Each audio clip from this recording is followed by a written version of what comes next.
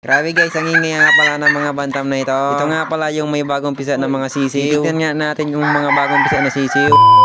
For today's video, ipapakita ko sa inyo ang bagong pisa na sisiw. Ang liit nga lang nito guys, kasing laga lang ito ng aking kamay. Ito nga at kinuha ko ang isang sisiw at tinignan ko. Grabe, sobrang liit nga pala nitong mga bantam na to. Babalik ko na nga pala yung nanay nito, baka malamigyan pa ito at mamatay. Yung mga nauna ko kasing mga sisiw na matay sa lamig. Ito nga pala yung tatay ng mga sisiw na yan.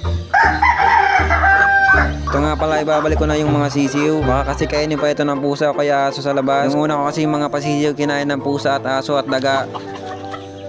Yan, ipapakita ko muna sa inyo ang tatay kung gaano kaganda. Nahihiya pa ang bansot na to. Ito nga pala yung una kong mga pasisiw, ang lalaki na. Papakawalan ko nga ito at babahugin ko. Grabe, gutom-gutom na nga ito guys. Hinahabol nga ako ng mga bantam na ito. Wait lang. Kuha lang ako ng bahog. Ito na, kukuha na ng bahog. Wait lang mga bansot. O, ito na ang bahog nyo. Habulin nyo ako. Grabe, ang cute nga pala ng mga bantam na ito. Gutom na. Hindi ko pa kasi napapakain. Ito nga, binigyan ko na sila ng bahog. Grabe ang tapang. Ayaw ata magbigay ng pagkain ito.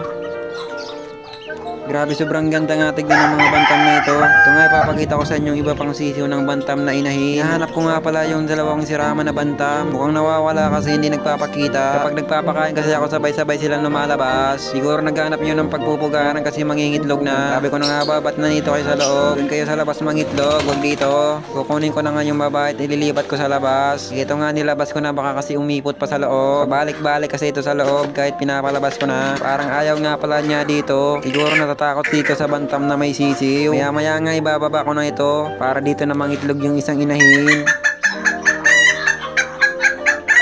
Grabe, hindi pa nga nangingitlog, nagpuputak-putak na. Ito na yung tatay nila. Grabe, sobrang ganda talaga ng mga bantam na ito. Dito guys, may kita nyo yung aso na pumapasok sa gate. Sira na kasi yung gate, may butas sa ilalim. Kaya nakakapasok yung mga asong gala. Dito nga ipapakita ko sa inyo yung manok panabong ko. Yan nga pala yung sunod kong ibibreed. Naswap ko nga lang pala ito ng 3 ibon. Mga African lovebirds. Meron kasi akong mga alaga. Ano sa tingin nyo guys, quality kaya ito? Ngayon lang kasi ako nag-aalaga ng manok panabong. Sabi nga sa akin, medyo bata pa daw to. Abangan nyo guys, paparamihin ko din tong mga manok panabong. Ito nga pala yung kanyang kapartner. Paalam!